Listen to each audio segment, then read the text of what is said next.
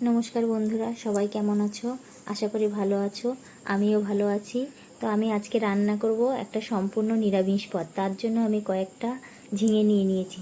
ঝিঙেগুলোকে সুন্দর করে ছালিয়ে নিচ্ছি। আর তার সঙ্গে দুটো আলু নিয়েছি। কেউ যদি আলু খেতে না ভালোবাসো তাহলে দেওয়ার দরকার নেই। তারপর আলু আর ঝিঙেগুলোকে ভালো করে ধুয়ে নিলাম। ধুয়ে ঠিক এইভাবে কেটে নিলাম। তোমরা যদি চাও আরও ছোট ছোট করেও কাটতে পারো। আমি একটু বড় বড় করেই কেটেছি। একটু বড় থাকলেও কোনো সমস্যা নেই, রান্নার পরে সব সমান হয়ে যাবে। তোমাদের সাথে কথা বলতে বলতে আমার ঝিঙে কাটা হয়ে গেল। আলুগুলোকেও ছোট ছোট করে কেটে নেব, ঠিক এইভাবে। একটুখানি সাদা সরিষা আর পোস্ত বেটে নিচ্ছি।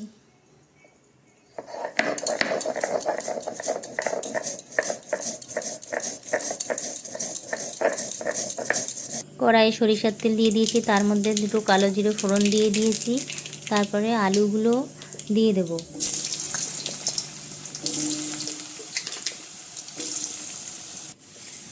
আলুগুলো লাল লাল করে ভেজে নিয়ে তার মধ্যে কয়েকটা কাঁচা লঙ্কা দিয়ে দিয়েছি। ঝিঙেগুলো ঢেলে দিলাম। তারপর একটু নাড়িয়ে চাড়িয়ে যখন একটু সেদ্ধ হয়ে এসছে পোস্ত বাটাটা দিয়ে দিলাম।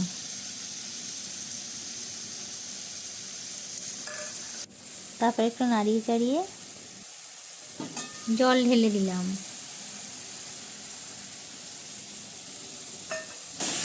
পরিমাণ মতন লবণ দিয়ে ঢেকে দেব।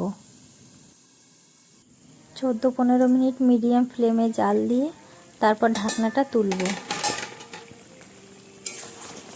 দেখুন কত সুন্দর জল গলেছে। ঝিঙেতে এমনিতেই জল গলে, বেশি জল দেওয়ার দরকার নেই। আলুগুলো সেদ্ধ হয়ে গেছে। একটু ভালো করে নাড়িয়ে চাড়িয়ে দিয়ে একটু চিনি দিয়ে লাভিয়ে নেব 2-4 মিনিট জাল দিয়ে।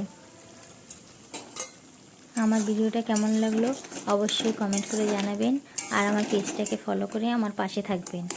আর আমার ভিডিওটা শেষ অবধি দেখার জন্য সকল বন্ধুকে অসংখ্য অসংখ্য ধন্যবাদ।